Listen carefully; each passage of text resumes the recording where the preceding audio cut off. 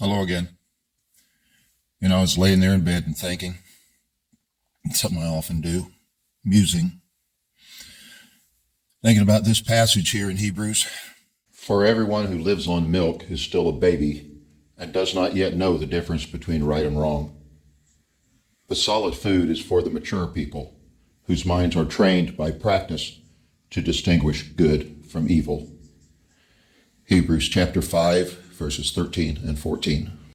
Church, who this is believed to be written to, was the church in Rome, consisting of Jewish and Gentile believers, a second generation church. They weren't brand new. They had a lot of children of the initial people who started this congregation. Many of them were considering to escape persecution. They were going to return to their Jewish roots. And this was talked about much throughout the whole letter to the Hebrews. But they were babies spiritually. Now, why is that? And why is that a problem? We want to think often that, people got to grow and they got to learn and it takes time for them to grow. Well, how fast are they supposed to grow? What should be the rate of maturity that you should expect out of them? Apparently, they weren't growing as fast as they were supposed to. A second generation church, and they should have all been teachers. Reminded me a number of years ago when I was talking to a friend of mine, and he'd been saved a long time, and he was going to Bellevue Church here in town. And they had their world famous pastor, Adrian RODGERS, there. And he was all excited, my friend was, about this tape series he was listening to in his truck on the way to and from work on the gifts of the Spirit and how exciting it was. And I was remembering back when I went through all the tons of hours of teachings on the gifts of the Spirit back in the early 80s. I'm talking like 1981, 1982 or so. And I would have expected this friend of mine would have been somewhere close to equal with me on such a basic subject matter, but he was all excited about it and learning so much from it. Problem was, learning so much, so head knowledge. It wasn't learning from walking and doing and growing.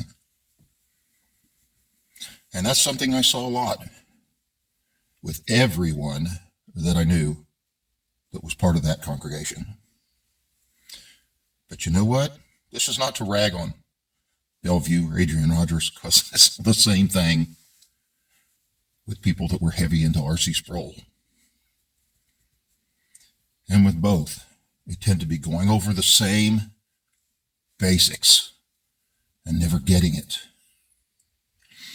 And yet at the end of this passage here in Hebrews, it says they should have learnt through practice, through the walking every day, not through the memorization of Bible verses and theological formulas, but through the walking in it every day, they should have grown and matured. That's what the verse said. And they should be teachers now, not babies still requiring milk. Something should happen. We shouldn't be comfortable going to church, hearing the sermon, going home. And pastors shouldn't be comfortable with that happening. Yes, it's very convenient. You got a secure job if people tend to be stagnant like that. You shouldn't want that. I want my child to grow into a better man than I am. And a pastor should want every member of his congregation to do the same, and should be striving toward that end. And when it's not happening, it raises a question. So when the status is people come and their whole life they're fighting with the same sins, and they're never really getting over them, they're just organizing them a little differently.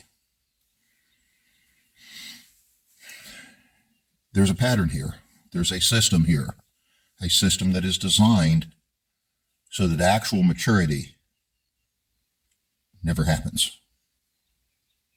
Keeps the machine being fed and moving forward. You know, there are some ancient denominations that when they think of a theologian, they don't think of somebody who is well learned and has a lot of degrees. They could think of somebody that has walked in it for decades and understands it from the living. And that's exactly what this passage says. Through practice, understand right and wrong. Through practice, have trained their senses to understand these things. You see, the sins I deal with now and am tempted toward now are not the same sins I was tempted to 30 years ago. They're not the same sins I was tempted to 5 years ago.